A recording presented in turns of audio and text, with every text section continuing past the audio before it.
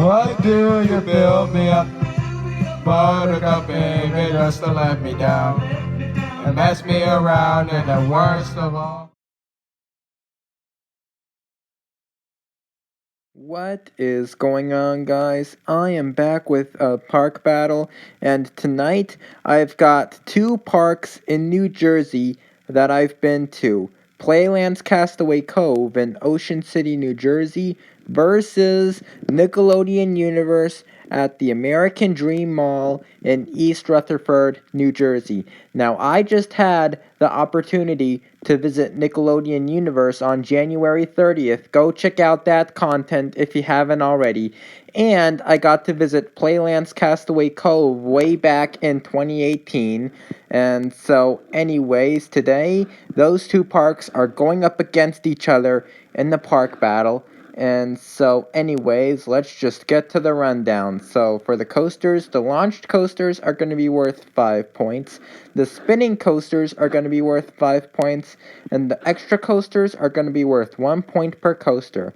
Now, for the thrill rides, we've got the Pendulum rides, which are worth 5 points. The drop towers, which are worth 4 points. The air races, which are worth 5 points. And the other flats are worth 1 point per ride.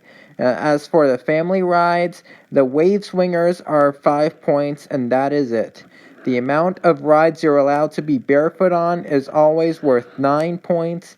The ticketing system is worth 7 points. The park appearance is worth 4 points. And the atmosphere is worth 5 points. So now, let's just get started with the launched coasters. So we've got Gale Force versus Sandy's Blasting Bronco. And Sandy's Blasting Bronco is a cool model and all, but Gale Force, I bet, is the most coolest looking model. Oh my gosh. I've actually seen Gale Force before. I don't even have to bet it. I've actually seen Gale Force in person before. Obviously, when I visited Playland's Castaway Cove back in 2018. And when I rode it back in 2018 too, coming down from that top hat, it had some amazing airtime, I remember. My gosh. And it was just a really good launched coaster in general. So Gale Force wins for being all about both the airtime and the elements. See, the thing about Sandy's Blasting Bronco, it's just all about the inversions and all about the elements, if you know what I mean.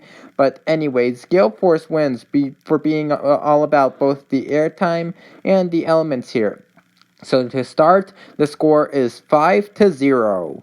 And so, anyways, now we've got the spinning coasters. Whirlwind, which I still have yet to get on, versus the Shredder. Now, obviously, the Shredder wins because it has a full circuit layout, unlike Whirlwind. And the Whirlwind has a full circuit layout too. Don't get me wrong, it just feels like a more of a kiddie thing, but the Shredder does not. It has a layout that a typical coaster would have. So Nickelodeon Universe will be earning 5 points for this category. And by the way, I actually rode Shredder too, if you didn't know, when I went to Nickelodeon Universe on January 30th. And so it was a really fun spinning coaster. Make sure to stay tuned for a full review on that coming eventually. And yeah, so anyways, Nickelodeon Universe will be earning 5 points for this category, making the score tied. And so, anyways, here are Nickelodeon Universe's extra coasters, which are TMNT Shellraiser, because it also has a lift hill, the Nickelodeon Slime Streak, which is a Chance Family coaster, and Timmy's Half Pipe Havoc, which is a half pipe coaster. Now, those coasters are obviously unlike anything Playland's Castaway Cove has, so they will be earning 3 points for this category. So right now, Nickelodeon Universe is beating Playland's Castaway Cove by 3. So, anyways, here are Playland's Castaway Cove's extra coasters, which are Wild Waves and Gold Rusher. So they'll be earning 2 points. And of course, we have the Pendulum rides. Now, I've never gotten to ride Extreme Cyclone before. I didn't even get the opportunity to ride it when I went to Playland's Castaway Cove back in 2018. But I did get the opportunity to ride Krong. And man, oh man, was it insane. And if you didn't know from watching my Krong Prime Pandemonium review, I was grounding on it, and my toes got a really cool near miss with the ceiling when it went upside down. Like, my gosh, like it goes upside down and everything. While Extreme Cyclone is just a standard pendulum ride, but Krong is much more insane than it, and it has really cool theming too. So Nickelodeon Universe will be earning 5 points for this category. And so, anyways, here are the drop towers. We've got Double Shot versus Skyline Scream. Now, Skyline Scream is a cool drop tower, and obviously it's my favorite SNS drop tower, but I gave Double Shot the points because it has a rare feature of completing the circuit twice. Like, it shoots you up, does all that stuff, and then afterwards it does all that stuff again, so it has that rare feature. So Double Shot will be earning the points for this category. And so right now, Playland's Castaway Cove is just starting to catch up.